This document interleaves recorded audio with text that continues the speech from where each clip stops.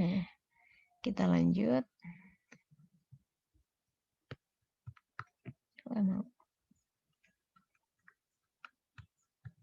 Nah, ini ya. Kemudian setelah identitas, memuat siapa yang memberikan resep, kemudian sampai detail alamatnya di mana, terus kemudian nomor teleponnya berapa. Kenapa kok harus ada nomor telepon? Karena biasanya kita bisa cross check gitu ya. Harapannya nomor telepon itu bisa kita hubungi kalau seandainya memang ada yang janggal terkait dengan resep. Misalnya kayak tadi kasus resep palsu.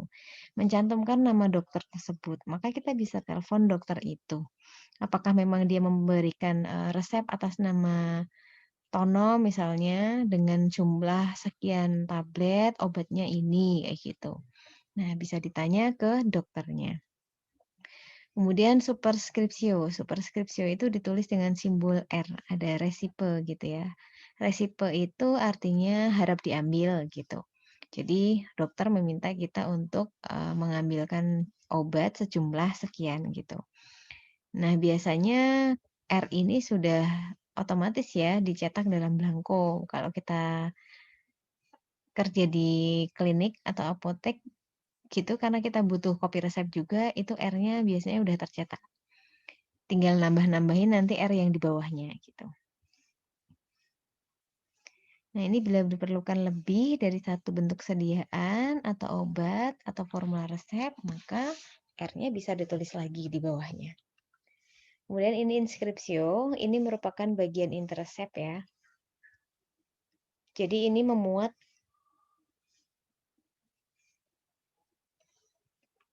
nama obat, kekuatan, jumlah obat yang diperlukan, atau macam-macam yang misalnya kayak jumlahnya, terus namanya obat itu apa, kemudian dia dalam bentuk tablet atau kapsul, kayak gitu ditulis dengan jelas. Kemudian kalau superskripsio atau subskripsio, ini bagian yang mencantumkan bentuk sediaan obatnya. Oh, inskripsio itu berarti hanya ini deh, apa namanya? Saya agak lupa. Tapi kalau secara teoritis memang ini ya, jadi lupa karena udah lama banget. Jadi kalau resep itu nanti inskripsio itu hanya sebatas sampai ke namanya, sampai kekuatannya. Misalnya paracetamol 500 miligram kayak gitu. Nah, subskripsionya itu dia ini apa namanya dari dalam bentuk apa gitu. Sebentar, cara cara ininya, cara menggunakannya atau cara memberikannya dia diberikan dalam bentuk apa. Misalnya Micevac laji artis gitu ya, dibuatlah dengan, apa ya istilahnya itu, Micevac itu buatlah sesuai dengan ini, apa namanya, laji artis lah. Laji artis itu dengan ilmu kamu gitulah ya. Dengan ini bentuknya pulveres gitu, atau kalau enggak kapsul gitu. Tapi kalau yang saya maksud kapsul yang di atas atau tablet yang di atas, misalnya yang inskripsio ini nanti bentuknya misalnya resipe garing paracetamol 500 miligram tab. Nah, ini masuk inskripsio. Tapi kalau subskripsio ini sudah ke nyuruhnya dia dibentuk dalam bentuk apa? Apakah kapsul, apakah tablet gitu ya. Kalau ini kan kapsul. Nomoro XX itu 20 ya. Da itu berikan, in itu dalam kapsul gitu. Kalau misalnya sol berarti solusio gitu, cairan, kayak Caladin itu kan solusio atau losio gitu ya. Kemudian kalau pulveres itu dalam bentuk serbuk yang terbagi gitu. Nah, signatura itu nanti penandaannya. Nah, ini misalnya STDD, tabulam, unam, posenam. Nah, ini adik-adik harus, membiasakan diri untuk apa ya, setidaknya untuk semester ini adik-adik terbiasa mendengar dan juga membaca dulu gitu ya. Signa, signa itu tandai. Signa itu tandai, kemudian T itu ter itu 3 kali. DDA itu, sehari gitu ya, dalam hari itu gitu. Jadi tandai 3 kali sehari, tablet gitu, 1 tablet gitu.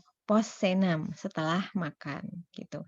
Jadi signatura itu meliputi frekuensi, jumlah obat yang harus dimakan atau diminum, saat itu, gitu.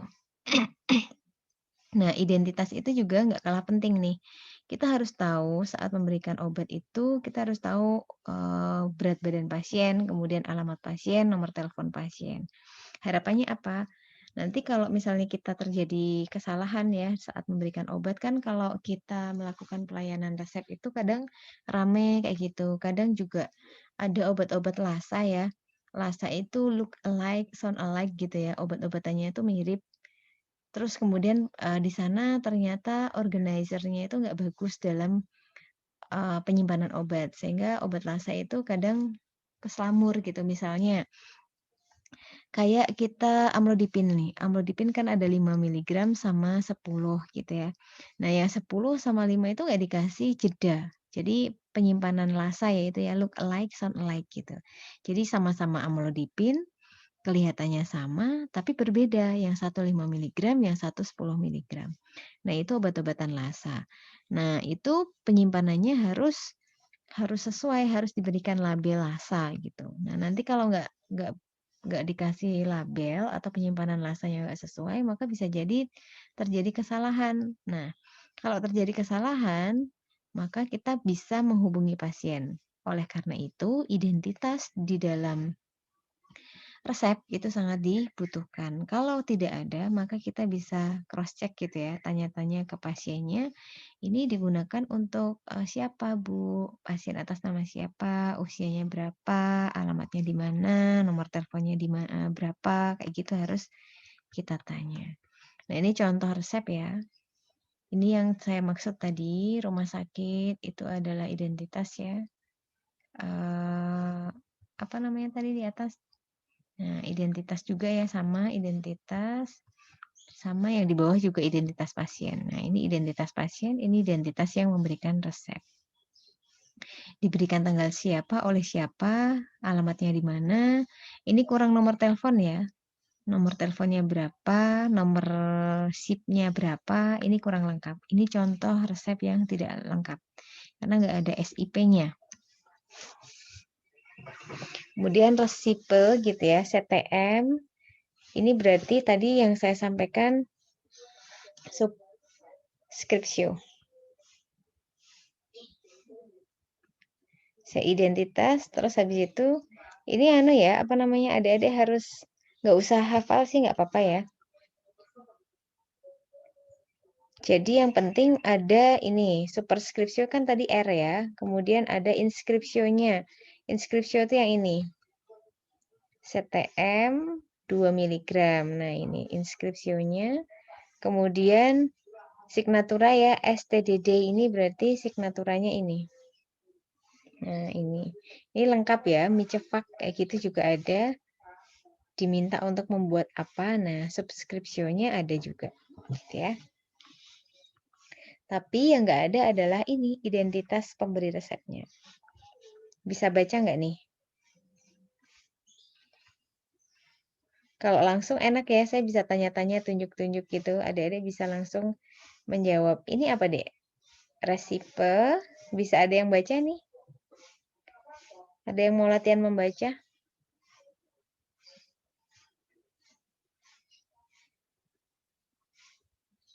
Dek. Siapa yang mau membaca? Pada tidur semua nih, jangan-jangan. Enggak, Bu. Mau membaca? Latihan? Belum bisa, Bu. Resipe, kayak gitu nanti ajarin resipe salbutamol 2 mg tabulam nomor 6. Signa 3 DDE setengah, kayak gitu. Cuman kayak gitu aja. Nah, yang ini maksudnya adalah salbutamol 2 mg dalam bentuk tablet. Jumlahnya adalah 6. Terus kemudian diminta untuk memberikan tanda gitu, etiket. Berikan 3 kali sehari, setiap pemberiannya adalah setengah gitu. Kalau yang ini interhistin tablet ya, bentuknya tablet. Ini obat alergi ya, anti alergi. Kemudian ini salbutamol itu obat sesak gitu ya. Nah, yang anti alergi itu jumlahnya 30 gitu ya, diberikan 2 kali sehari 1 tablet gitu. Kalau yang ini OBH sirup ya. Nah, ini biasanya untuk anak-anak sih ini salbutamol, interhistin gitu ya. Tapi kalau ini OBH sirup untuk orang tua nih. Berarti dia kemungkinan memang sakit batuk tapi juga disertai sesak karena alergi. Nah, OBH sirup bentuknya floss ya, botol. Jumlahnya 1. Nanti di etiketnya ditandai Signa diberikan 3 kali sehari 1 sendok makan. Cochlear itu 1 sendok makan ya, 15 mili. Tapi kalau CTH, Cochlear Tea itu 5 mili.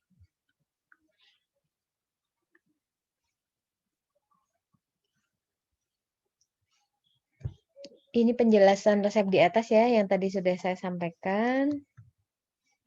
Nah, ini adik-adik harus mengetahui angka-angka dalam bahasa Latin ya, karena biasanya resep itu ditulis dalam bahasa Latin. Angka Romawinya seperti ini, bacanya ini ya. Ini 5, bacanya ini. Kayak gitu ya, dihafalin ya kalau ini ya. L itu 50, C itu 100, D itu 500, M itu 1000, kayak gitu-gitu ya. Jadi adik-adik harus hafal. Meskipun nggak semuanya ini keluar sih, maksudnya resep itu nggak sampai 1.000 gitu ya, 1.000, 1 juta gitu ya, atau 1.000 kayak gitu nggak nyampe sih. Cuman adik-adik harus sampai sinilah pahamnya. 1, 5, 10, 4 itu seperti apa? Biasanya seperti itu sih. 6, 6 kan 5 ditambah ini. 7, 5 ditambah I2, kayak gitulah. Nah, ini.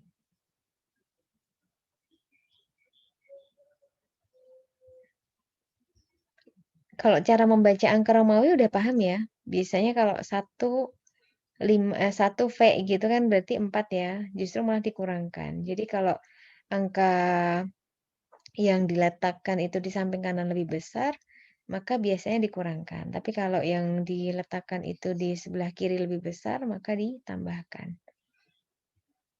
Seperti 4, 5, 6 gitu kan berarti justru ditambah kalau di sebelah kanannya yang lebih kecil.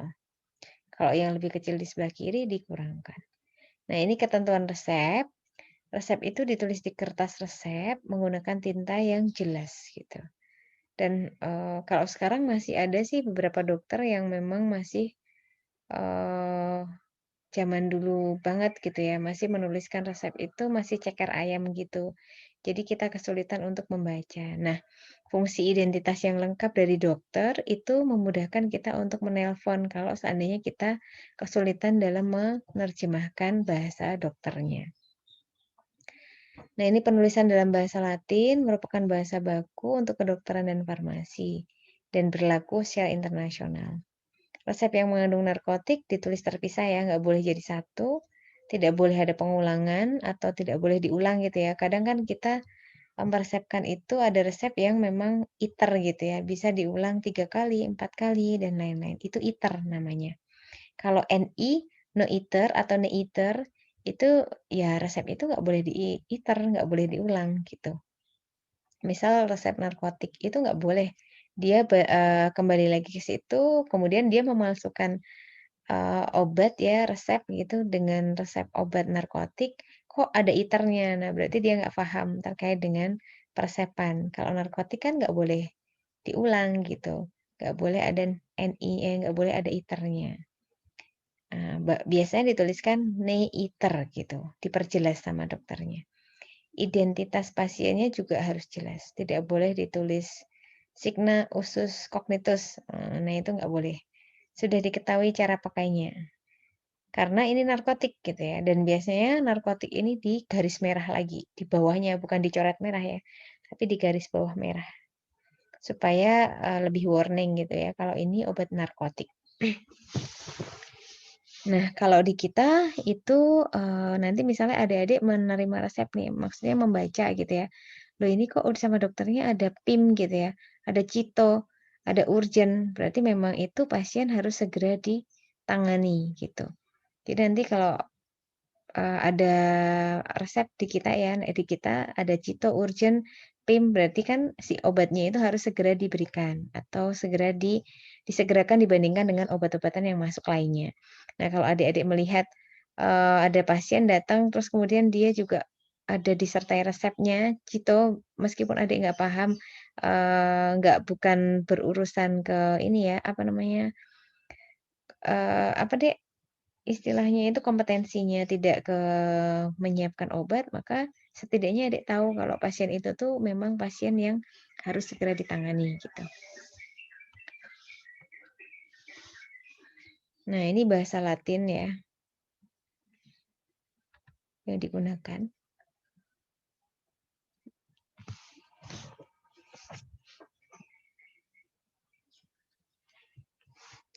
Ini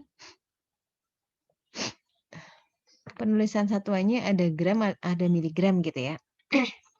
Nah, untuk jumlah obatnya itu dituliskan dalam Romawi. Nanti langsung kita ke bawah aja. Nah, ini bahasa Latin dalam takaran dosis ada C, itu yang tadi saya sampaikan.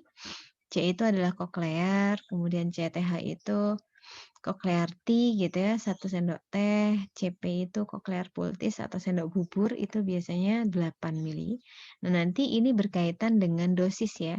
Saat apa namanya, tapi kalau di dalam obat sih biasanya di dalam kemasan itu bukan lagi per C per CTH gitu enggak. Tetapi nanti, kalau kita lihat ya misalnya saya contohkan nih.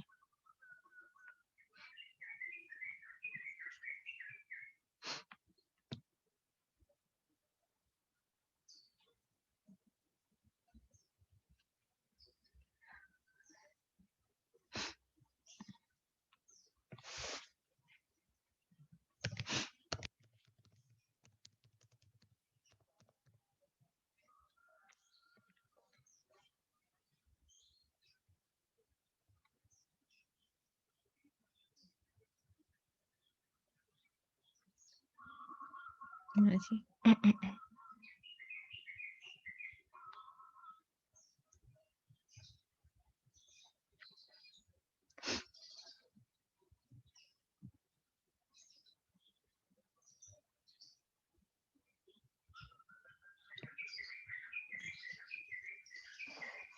kita biasanya kalau di sini ya, di kemasan yang ada di beredar ya di sekitar kita, itu biasanya dosisnya nanti sudah seperti ini. Ini paracetamol dengan 120 miligram ya, setiap 5 mili gitu. Jadi dosisnya ini nanti setiap 5 mili itu mengandung 120 miligram. Nah, nanti kalau kita butuh 250 berarti harus mengambil berapa mili, Dek? Misal kita hitung-hitung nanti anaknya ternyata butuh dosisnya 250, ya adanya cuma paracetamol yang sirup. Semua toko sudah tutup, semua apotek sudah tutup, ya udah tinggal kita kalikan aja gitu ya. Kalau untuk 5 mili kita dosisnya 120, maka ya kira-kira ya 10 mili lah, 10 mili lebih 1 mili gitu ya. Untuk mendapatkan dosis 250. Nah, ini kan obat-obatan yang golongannya itu termasuk obat dengan jendela terapi luas gitu. Sehingga kita bisa melebihkan dosisnya itu lebih sedikit gitu nggak apa-apa, masih masuk ke jendela terapi dan masih aman. Gitu. Nah, nanti adik-adik harus paham betul nih antara ini, apa namanya, kandungannya atau dosisnya itu berapa sih? Oh, ini dosisnya adalah sirup paracetamol, bentuknya sirup. Dosisnya 120 miligram tiap 5 mili. Berarti tiap 5 mili dia mengandung 120 miligram. Gitu ya. Kalau yang Fasidol, sama aja rata-rata ya. Fasidol itu hanya nama dagang, isinya sama paracetamol. Nah, biasanya ya 120, ada yang 250 gitu ya. Kalau yang Praxion itu dia 250 yang Forte. Nah, ini enggak ada. Coba ya, kita lihat fraksion sirup.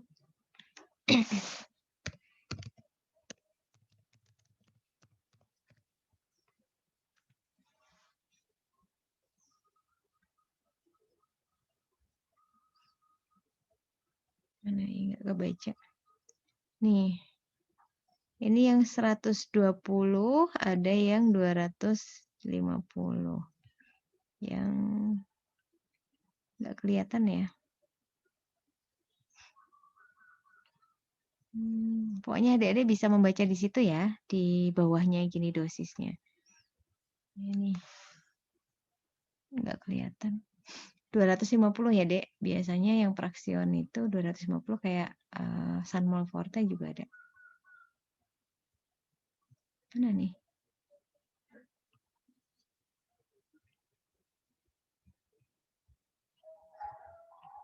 Ini mana?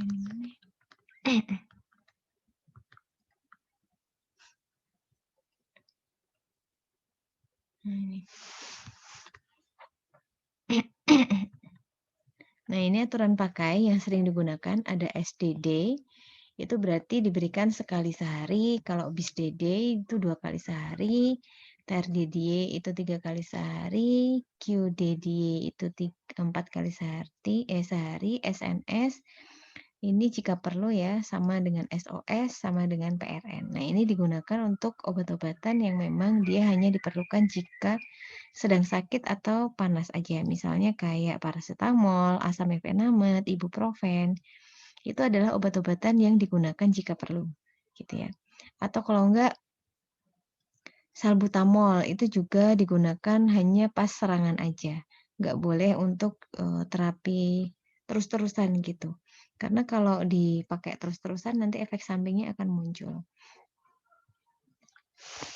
Kayak ibuprofen. Jika dia digunakan terus-menerus, maka bisa jadi efek sampingnya adalah ke ini, apa namanya, saluran cerna ya. Lambungnya akan mengalami tukak gitu. Kalau digunakan secara terus-menerus, karena dia obatnya adalah menghambat prostaglandin cara kerjanya. Sama dengan asam mefenamat gitu. Tapi kalau paracetamol sih dia lebih ke antipiretik ya. Jadi efeknya itu nggak ke situ gitu. Cara kerjanya nggak ke prostaglandin tadi. Nggak ke enzim siklooksiggenase ya. Nanti kalau kita belajar lagi lebih lanjut, kalau di apoteker atau di farmasis, itu kita belajar mekanisme aksi, kenapa obat itu bisa menyebabkan efek samping tersebut. Nah, ini dihafalkan ya. Nah, ini Bu, mohon maaf, slide-nya masih Google, Bu. Oh iya kah? Kok bisa ya? Izin, Bu. Sebentar, saya stop share dulu berarti. Padahal tadi saya udah buka itu loh.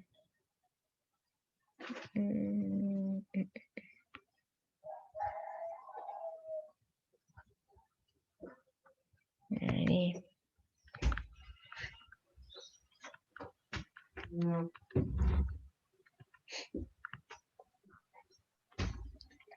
Ini ya.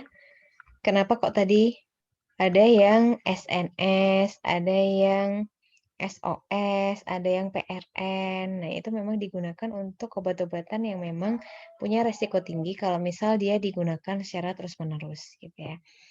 Nah, nanti adik-adik yang paling sering sih PRN ya, Prorenata. Tapi ada juga yang menuliskan dokter itu SOS gitu. Jika perlu aja gitu. Bukan SOS yang ini ya, yang kayak kita butuh pertolongan gitu, enggak sih.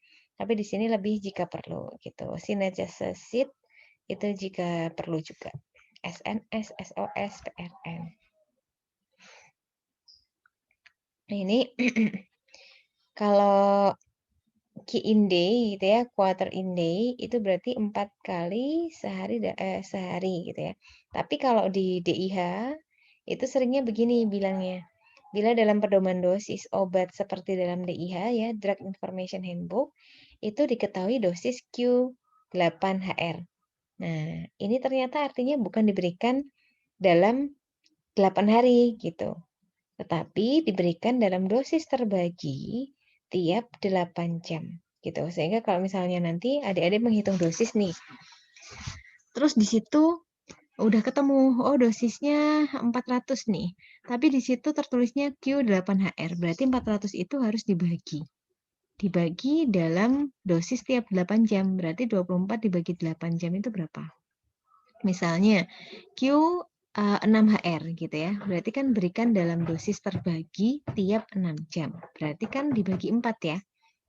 Tiap 6 jam kan berarti 24 dibagi 6 itu kan 4 ya. Nah, nanti dosis yang kita kita hitung ketemu gitu dibagi 4 gitu. Maka dosis obat yang telah terhitung untuk 1 hari tadi harus dibagi 3 karena tiap 8 jam. 24 dibagi 8. Itu kan 3 ya. Berarti harus dibagi 3 gitu. Nanti tiap memberikannya itu obat itu yang sudah dibagi 3 diberikan tiap 8 jam. Nanti kita sambil latihan di perhitungan dosis. Nah, Iya, Ibu. kalau et aur itu diberikan pada telinga ya. Kalau okula itu atau oculus itu mata. Nah, ini oculus dexter ya. Dexter itu kanan. Kalau sinister itu berarti kiri. Nah, nanti kalau misalnya ada resep untuk anak-anak nih, ini diberikannya misalnya ada tulisannya signa oculus dexter 1 kutai gitu. Berarti 1 tetes untuk mata sebelah kanan gitu. Signa oculus sinister 1 kutai. Berarti ya nanti diberikan 1 tetes pada mata sebelah kiri gitu. Nah, kalau usus eksternus beda lagi ya. Ini diberikan biasanya signa ini digunakan untuk obat-obatan secara topikal. Misalnya kayak salep ya. Salep itu kan biasanya ada signa usus eksternus. Nah, itu nggak boleh ditelan atau nggak boleh digunakan selain hanya digunakan pada kulit gitu. Nah, kalau UC itu pemakaian sudah diketahui, tadi nggak boleh ya kalau untuk resep-resepan yang narkotik gitu, nggak boleh ditandai dengan UC atau usus cognitus. Nah, ini keterangan waktu yang sering ditulis ya, omnihora koklear gitu ya. Nah, omni itu tiap jam gitu. Tiap jam 1 sendok makan. Koklear kan 1 sendok makan. Omni bihora koklear, tiap 2 jam. Omni itu tiap, hora itu jam, kalau bi itu 2 kan tadi, bis itu 2, bihora berarti 2 jam. Tiap 2 jam 1 sendok makan. Omni mane, tiap pagi. Omni nokte, tiap malam. Kayak gitulah. Ini sekedar aja ya, supaya adik-adik tahu gitu ya. Posenam, sesudah makan. Nah, ini yang sering juga, posenam. Sering dituliskan PC gitu ya, berarti kalau ada obat kok ada PC-nya gitu ya, berarti dia diminum setelah makan, nggak boleh sebelum makan. Karena kalau diminum setelah makan kok sebelum makan, maka efek sampingnya ke lambung itu akan muncul. Nah, kalau yang antisenam sebelum makan kok digunakan setelah makan, maka dia obatnya kurang berfungsi maksimal gitu. Nah, ini contohnya cetirizine antisenam itu diberikan sebelum makan. Kemudian kayak obat-obatan diabetes itu ya, ada yang misalnya kayak metformin. Metformin itu kan durante gitu. Jadi dia pada waktu makan. Jadi adik harus makan dulu, kemudian diminum obatnya, baru diteruskan makannya. Itu namanya obat-obatan yang diminum sewaktu makan gitu. Kalau yang antisenam sebelum makan itu ya tadi itu cetirizine. Kalau yang postsenam itu biasanya glibenclamid. Kayak obat anti diabetes juga, tetapi dia efek ke menurunkan gula darah itu drastis banget sehingga pasien itu harus makan dulu. Kalau nggak makan nanti akan terjadi hipoglikemia atau kadar gula darahnya terlalu rendah sehingga nanti efek sampingnya malah justru akan berbahaya.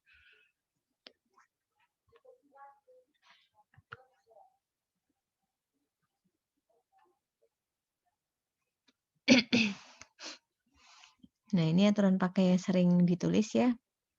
Signa itu artinya tandai. Anteprandium, nah ini udah mulai lagi nih, udah mulai Adik-adik pusing ya? Pusing nggak? Ya nih Bu, banyak banget yang harus dihafal. Yang harus dihafal yang itu aja, yang tadi yang saya sampaikan, ini yang harus dihafal ya, kayak gitu. Tapi kalau yang enggak, berarti nggak usah dihafal. Ini sih nggak usah ya. Yang penting adik-adik tahu S itu signa gitu ya. Kemudian hora itu jam. Yang paling sering itu ini posenam. Kemudian tadi yang saya sampaikan tadi yang saya ulang-ulang itu biasanya memang adik harus tahu gitu ya terkait dengan itu. Bukan dalam artian tahu harus mendalami sih enggak, cuman nanti kalau pas adik-adik kerja gitu ya di klinik kayak gitu sudah enggak ini lagi, enggak asing membaca resep. Ya istilahnya cuma tahu aja, oh resep itu ada kayak gini toh, oh, resep bahasa Latin kayak gitu. Oh berapa kali sehari. Terus habis itu adik-adik juga bisa tahu gitu. Nah ini enggak usah ya. Ini juga, nah kalau ini mie cefak itu artinya adalah campur dan buatlah. Nah ini contohnya ya.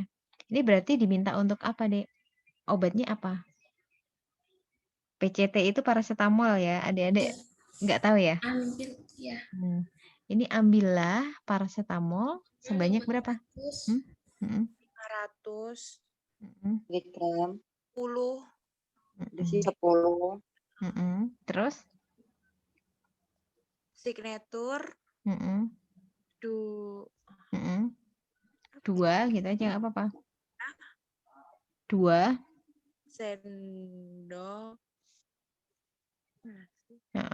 Gimana? Signatur dibaca dulu nanti artinya. Signatur 2 DD 1 AC. 1 AC itu antesenam ya. Nah, itu berarti diberikan 2 kali sehari sebelum makan. Gitu ya. Antesenam itu sebelum, senam itu makan. Kalau nanti saya ganti PC berarti setelah makan. Biasanya kalau paracetamol bukan AC ya, tetapi PC gitu. Berarti ini harusnya ada kritis tuh. Wow. Tapi kalau itu farmasis sih, kalau farmasis kan tahu ya efek sampingnya paracetamol apa dari aksi farmakologinya gitu. Nah, yang ini harusnya PC, posenam, karena ini paracetamol gitu. Nah, ini obat apa ini? Cefepime. Antibiotik ya. Antibiotik sebanyak dosisnya 250 mg, sirup, bentuknya floss ya, jumlahnya 1 gitu. Kemudian ditandai 2 kali sehari 1 sendok teh gitu. Gitu ya. Jadi ini 250 mg itu maksudnya setiap 5 mili nanti isinya 250 mg gitu.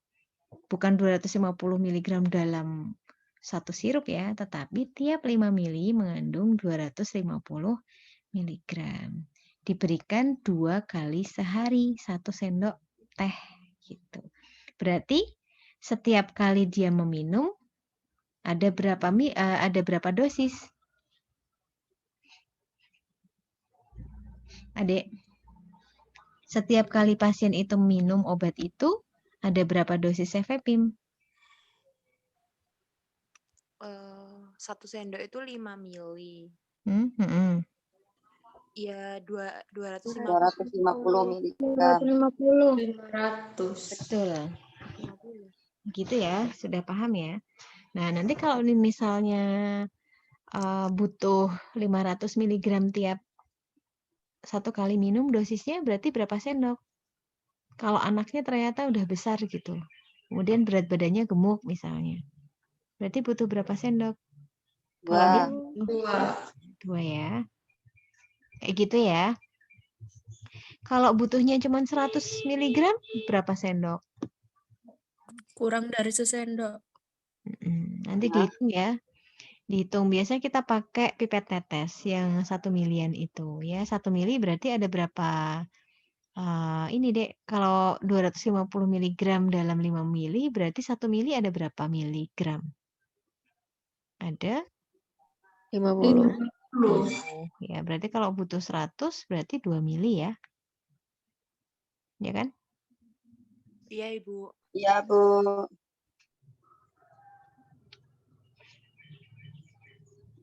Nah, ini kalau adik-adik nanti ini aja deh sebatas tahu ya, DTD itu artinya dengan takaran tersebut berarti dosis yang ada di dalam resep itu tidak dibagi.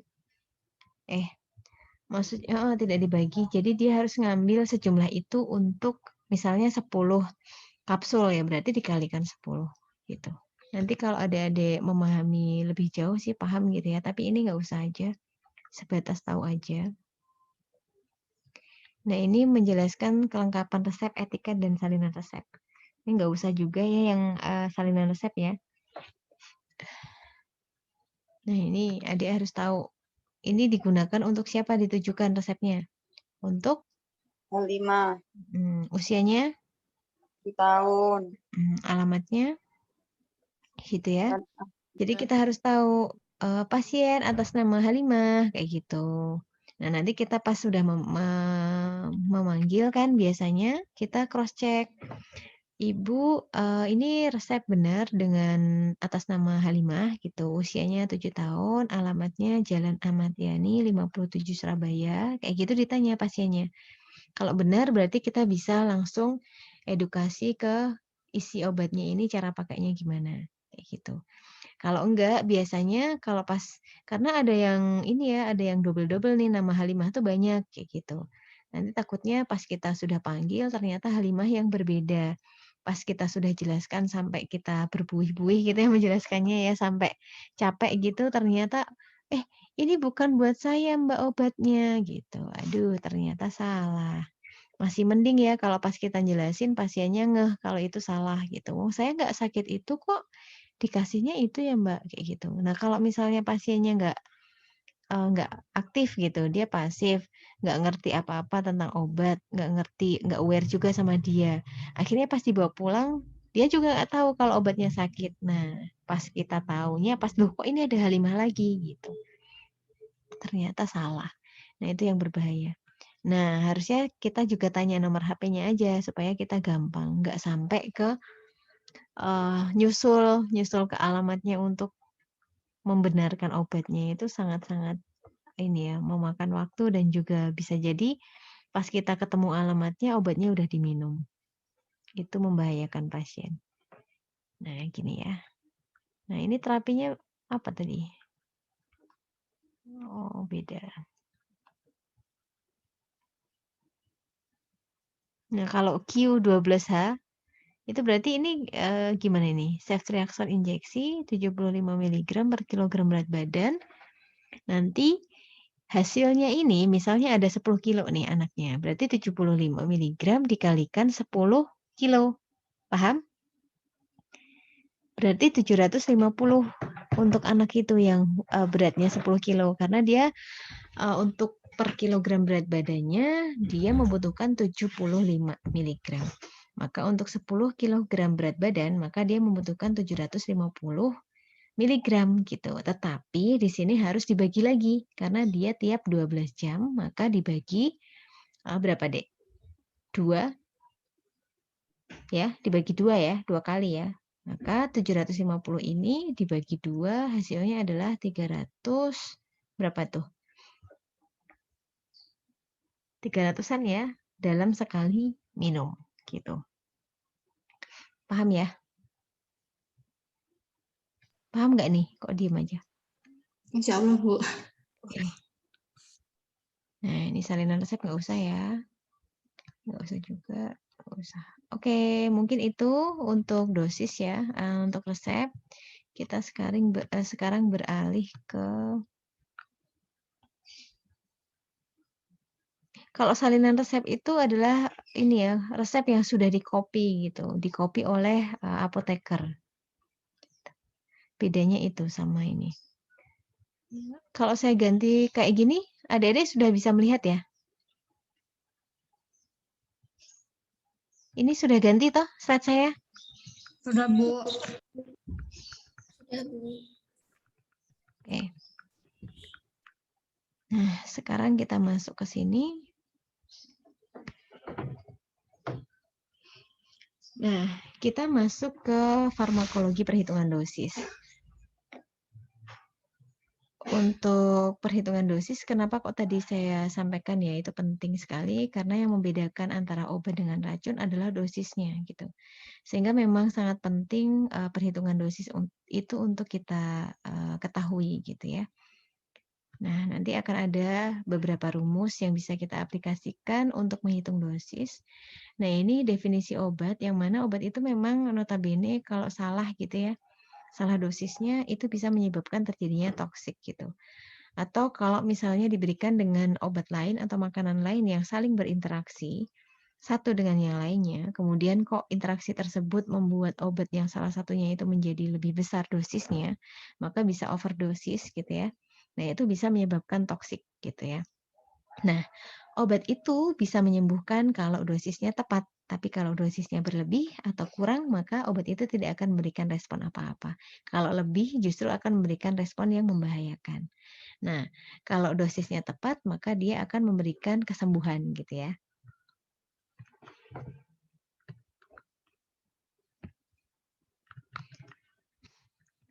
Ini kalau kita melihat lagi arti obat gitu ya, dia merupakan suatu senyawa yang digunakan untuk mencegah gitu. Pencegahan bisa ya. Misalnya preventif ya. Preventif itu kalau misalnya adik-adik meminum vitamin ya. Dalam kondisi yang pandemi ini adik-adik meminum vitamin gitu. Supaya apa? Supaya mencegah imunnya kita drop sehingga tidak mudah terjangkit oleh penyakit gitu. Kemudian obat itu juga bisa digunakan untuk kuratif atau menyembuhkan. Kayak misalnya antibiotik kayak gitu. Kemudian anti hipertensi, kemudian anti diabetes. Nah, itu adalah obat-obatan yang memang digunakan untuk kuratif. Kemudian ada juga yang untuk mendiagnosis, misalnya obat-obatan ini apa namanya kayak barium kayak gitu ya. Jadi dia memang obat-obatan apa sih radiologis gitu ya. Dia memang obat-obatan yang perlu penyiapan khusus gitu ya. Biasanya untuk kepentingan X-ray, kemudian ronsen dan lain-lain. Itu untuk mendiagnosis. Biasanya dia obatnya itu disuntikan ke kita supaya nanti saat difoto dengan sinar gitu ya, sinar X itu bisa terfoto mana-mana bagian-bagian dalam tubuh kita yang kurang bagus gitu. Kemudian ada juga yang memang digunakan untuk apa ya? Rehabilitatif. Nah, rehabilitatif itu untuk mendukung kesembuhan. Ya sama kayak vitamin tadi, dia juga bisa digunakan untuk rehabilitatif. Nah, ini kok nggak mau? Nah, obat versus racun tadi yang sudah saya sampaikan, ya. Nah, ini yang paling penting adik ketahui. Jadi KEM sama KTM itu ibaratnya jendela terapi ya. Kalau misalnya adik-adik ada jendela, itu kan jendela ada yang lebar, ada yang sempit ya. Kalau ada yang lebar, berarti adik-adik bisa memandang sejauh, luas pandangnya itu jauh gitu ya. Tapi kalau jendela terapinya itu sempit, maka ya hanya sebatas itu yang bisa kita pandang. Sama dengan ini, KEM dan KTM. Jadi KEM itu merupakan suatu kadar efektif minimal ya. Misal ini ada grafik nih ya. Ini ada KEM nih. Ini ibaratnya jendela terapi itu yang ini. Antara MEC atau KTM, KEM ya inilah. Ini KEM, ini KTM. Nah, ini jendela terapi. Obat itu aman jika obat itu berada di sini. Kalau obat itu lebih dari sini, maka dia bisa menyebabkan toksik. Kalau kurang dari sini, maka dia tidak berfungsi. Jadi dia tidak berguna kalau berada di sini. Jadi obat itu harus berada di sini.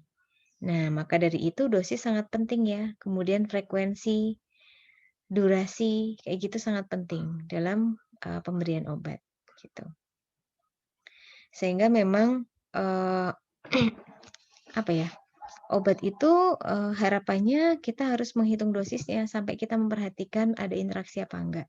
Karena supaya dia masuk ke jendela terapi ini.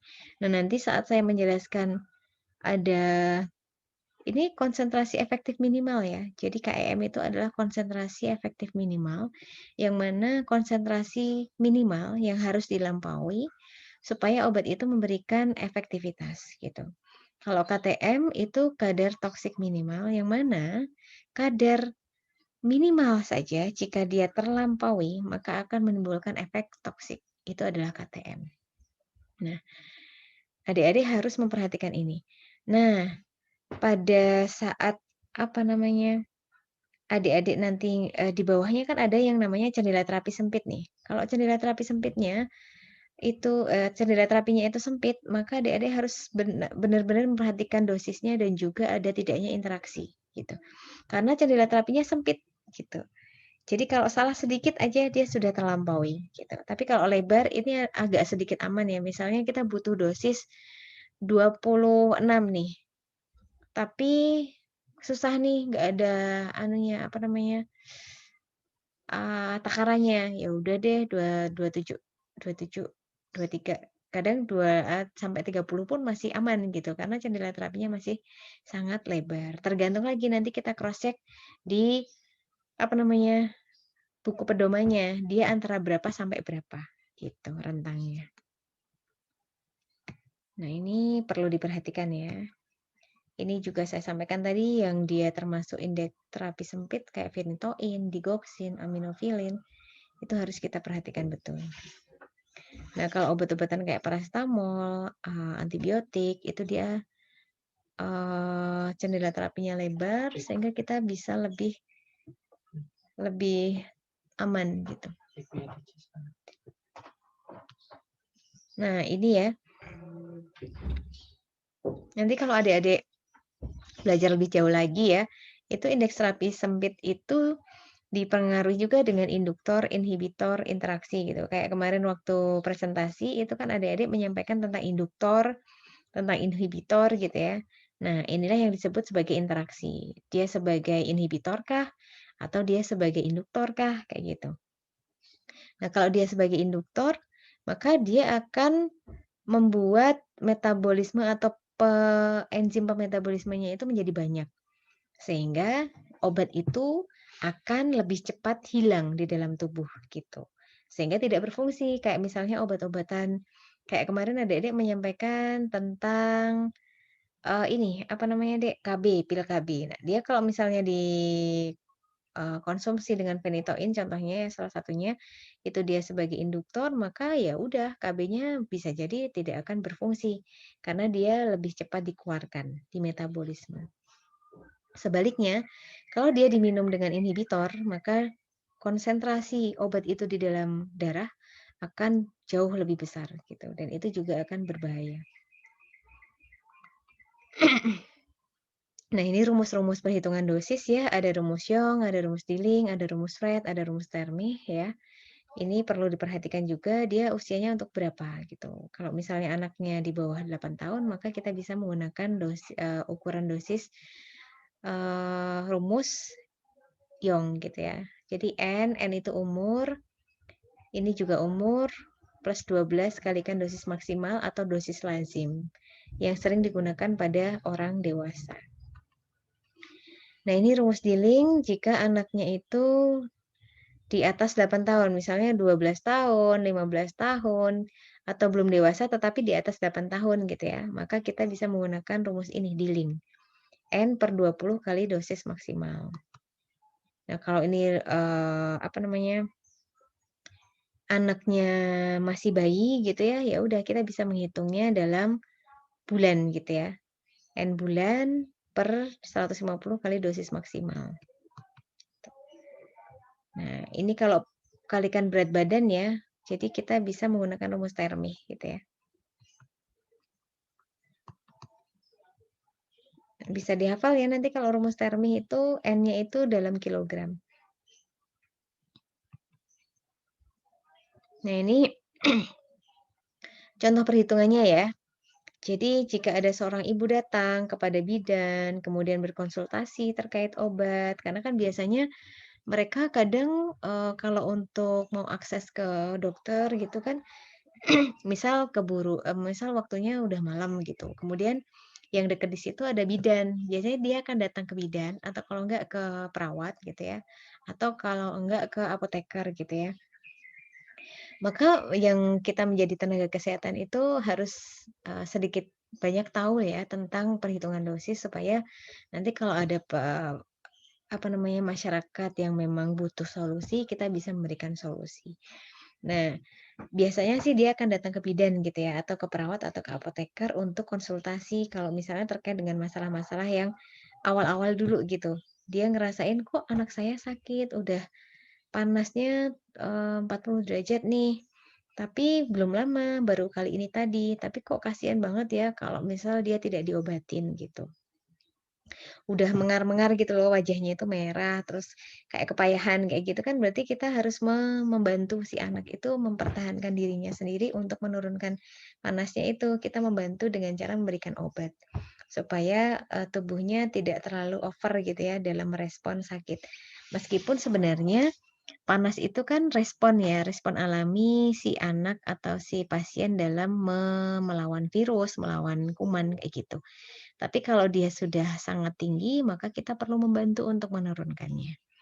Nah, biasanya, kalau ada ibu-ibu kayak gini, dia akan datang konsultasi, "Anak saya sakit, tapi masih bayi, terus saya punya nih sediaan paracetamol sirup," gitu. "Tapi dosisnya gimana ya? Apakah sama dengan anaknya atau, gimana? Kalau misalnya saya mau periksa ke dokter, ini sudah malam," gitu. Terus nggak ada yang nganter, kan banyak toh, ininya, permasalahannya gitu ya. Sehingga kita bisa membantu gitu. Nah, kalau seperti ini boleh nggak nih si anak mengkonsumsi obat punya kakaknya yang masih bagus kondisinya? Misalnya anak saya masih ini, masih punya stoknya yang gede gitu. Nah, kita tanya, "Itu masih dibuka dalam jangka waktu berapa lama, Bu, sudah?" Gitu.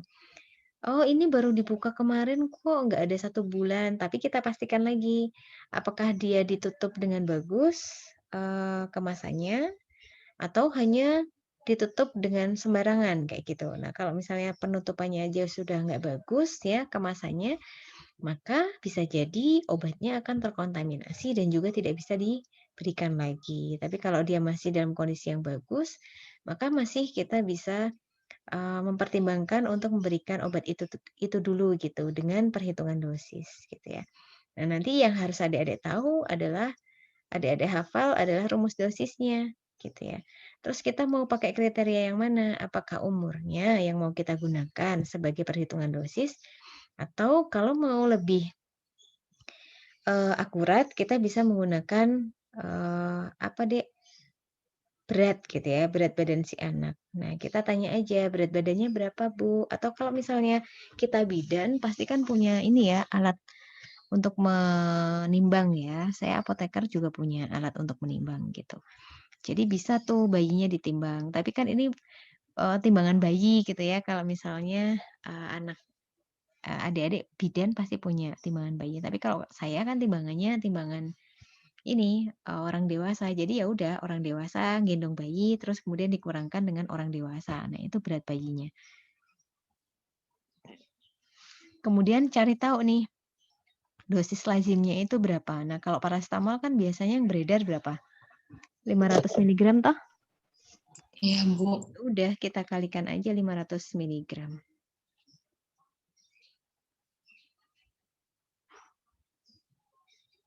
Sebentar ya.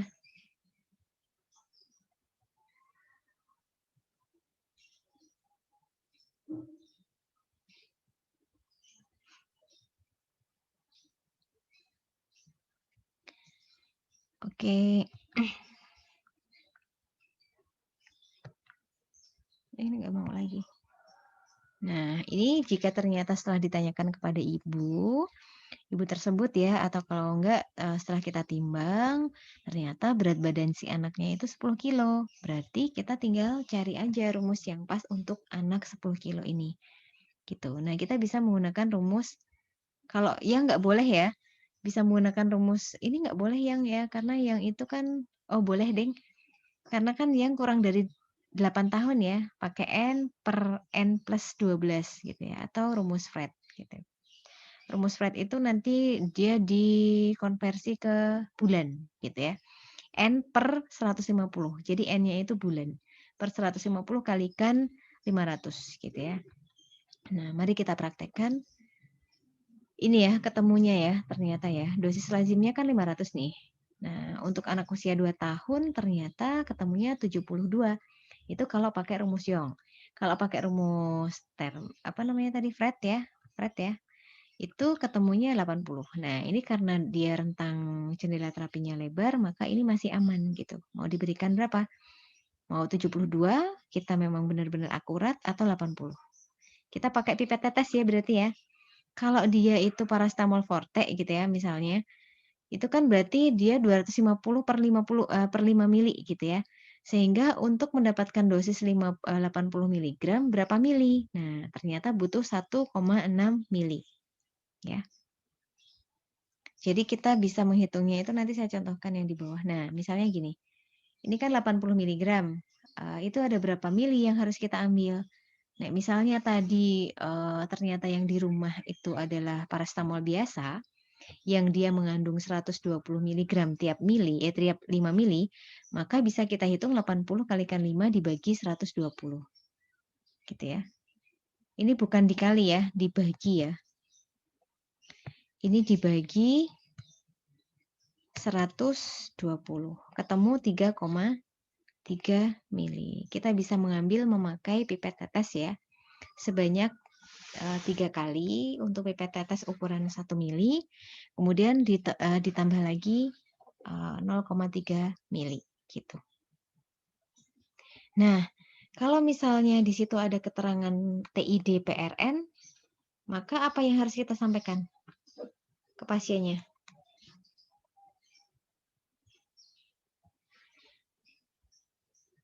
Gimana, Dek? Mas, Dek.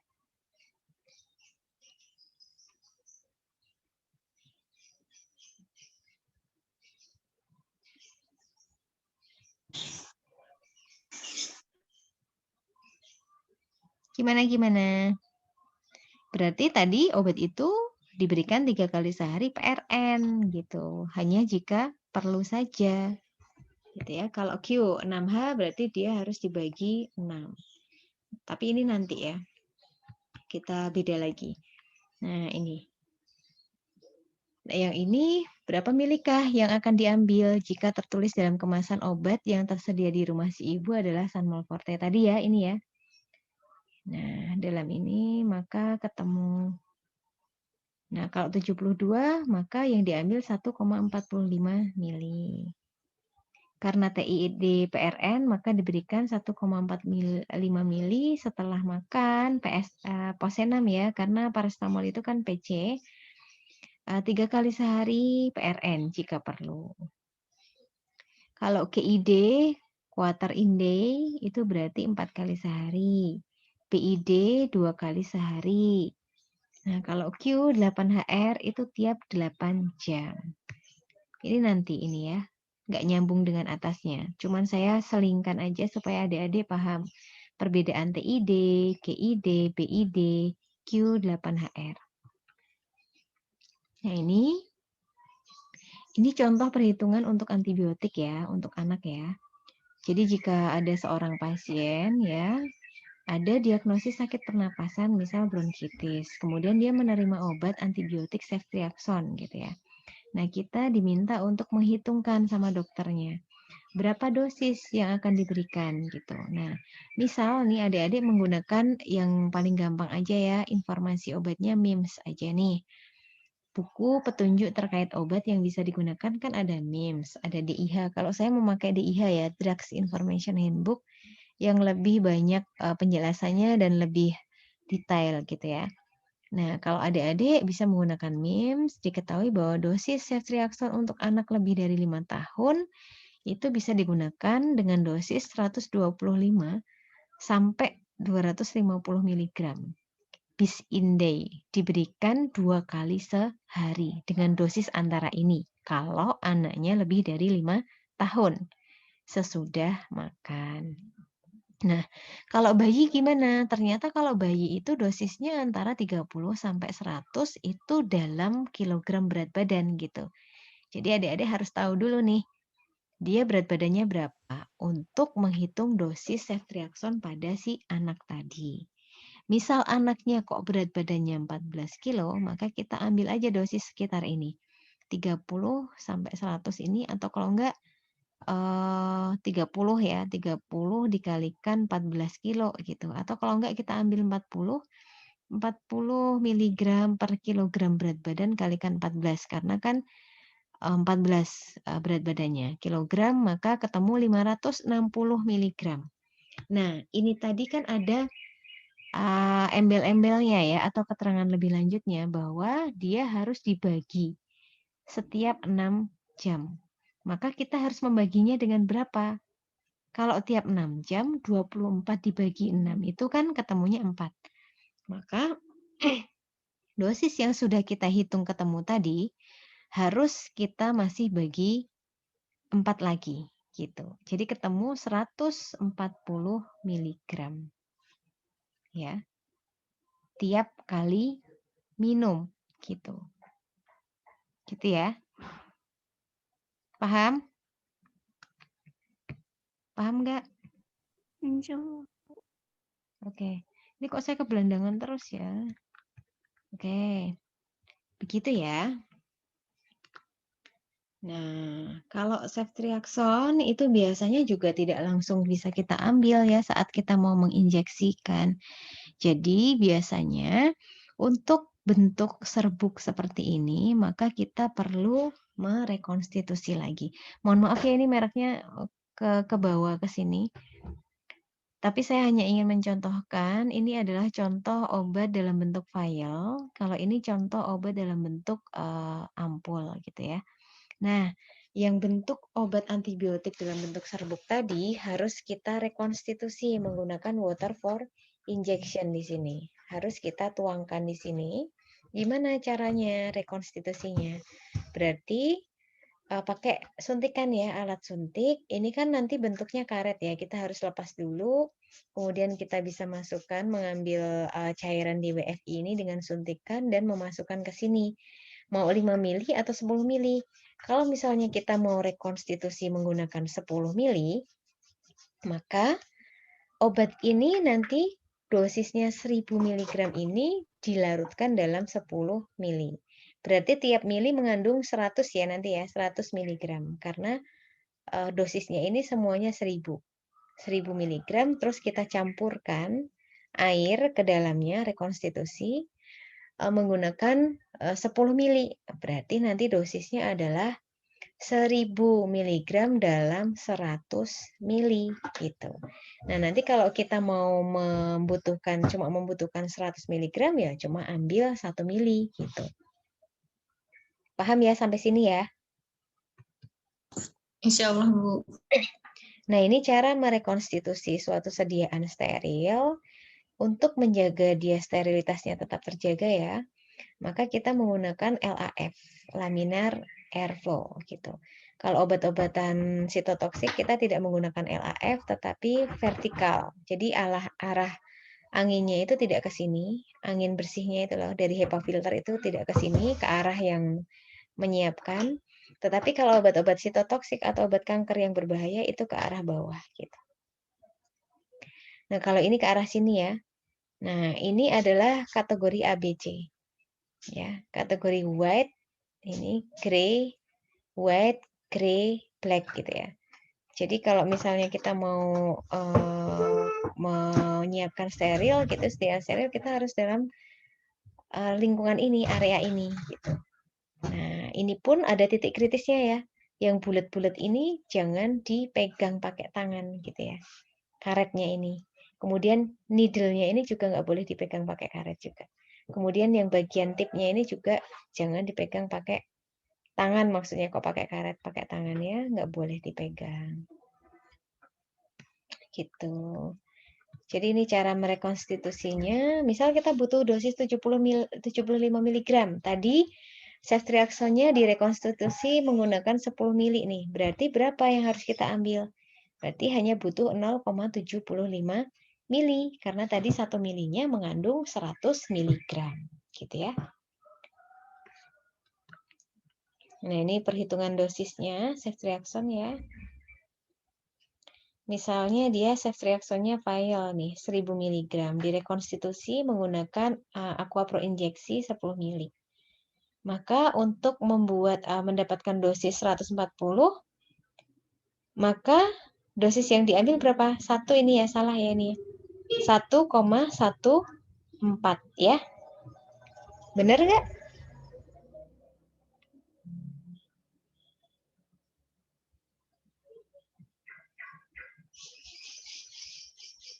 Ini salah ini kayaknya.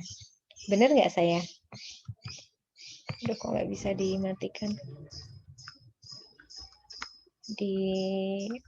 Bentar. Nah, nih. Ini kan tadi ceftriaxone-nya direkonstitusi menggunakan aqua pro injeksi 10 mili ya. Berarti kan setiap milinya mengandung berapa nih? 100 kan? Ya nggak? Iya, Bu. Ya, Berarti Bu. kalau butuh 300 mili, berarti ini harusnya 3 mili. Ya nggak? Ya, benar ya. Iya, Bu. Kalau ini berarti 1,14. Kalau dia butuh 140. 1,4 ya, bukan 1, ya, benar kan? Iya, Bu, benar. Itu yang saya salah yang itu. Sebentar. Terus ini videonya ya, bisa Adik-adik lihat. Ini cara rekonstitusinya ya.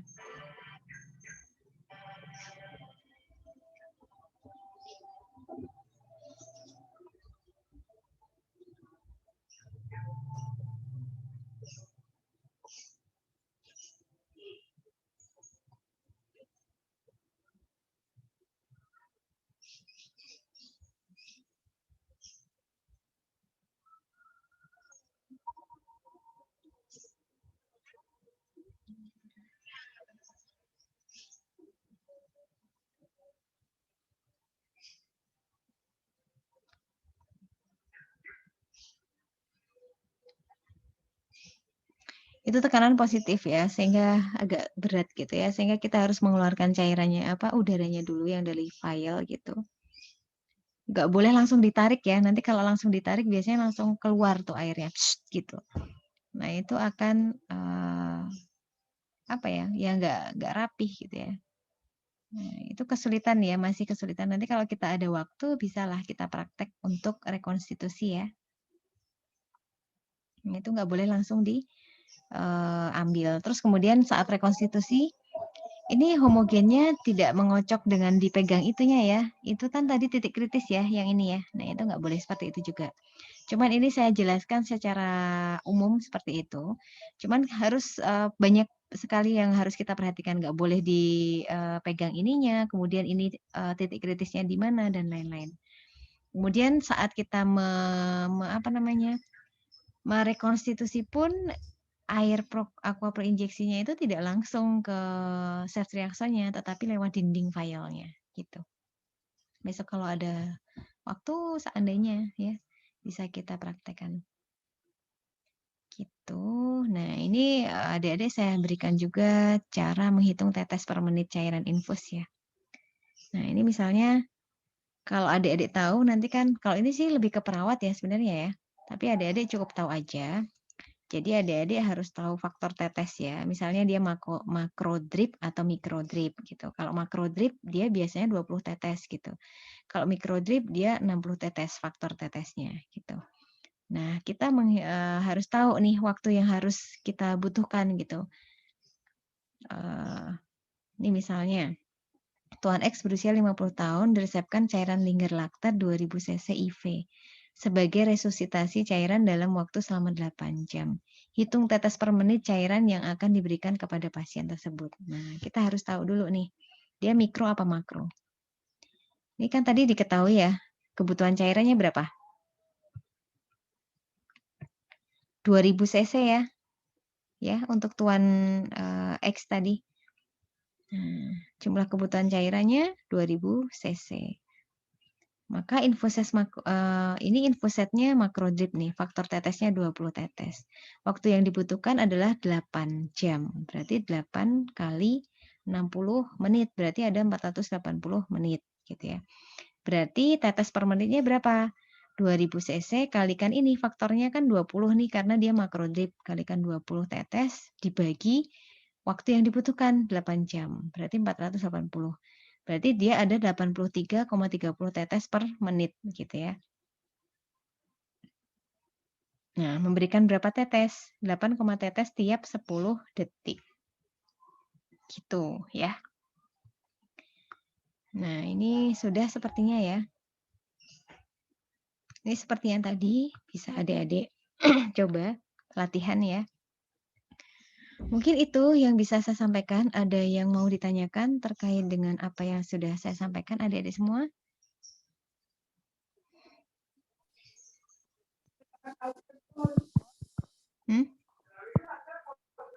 Kalau nggak ada yang ditanyakan, kita cukupkan sampai di sini. Atau masih ada yang mau ditanyakan? Kalau enggak, kita cukupkan sampai di sini saja ya. Nanti kalau misalnya adik-adik latihan gitu, kok ada yang menemui kesulitan, boleh chat via saya, tanya saya. Saya nggak masalah gitu, mau pagi, siang, atau malam. Kalau misal saya memang bisa menjawab, akan saya jelaskan. Begitu. Dari saya, jika saya banyak kekurangan, saya mohon maaf yang sebesar-besarnya. Wassalamualaikum warahmatullahi wabarakatuh. Mohon maaf, Bu. Ya. Mau minta screenshot dulu. Oh, boleh, buat boleh. Boleh sekali. Yuk.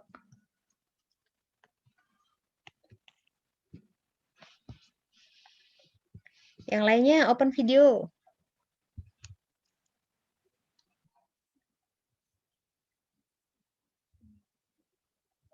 Mana nih? Kelihatan nih yang baru bangun nih siapa?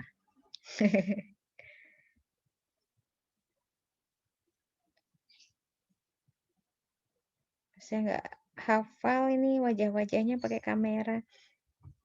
Orang kita tatap muka langsung aja saya kadang lupa. Ya. Yuk. 1, 2, 3. Slide yang kedua ya.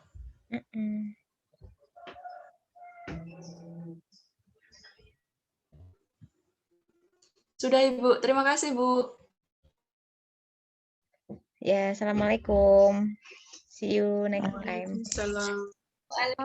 Terima kasih. Terima kasih sama-sama.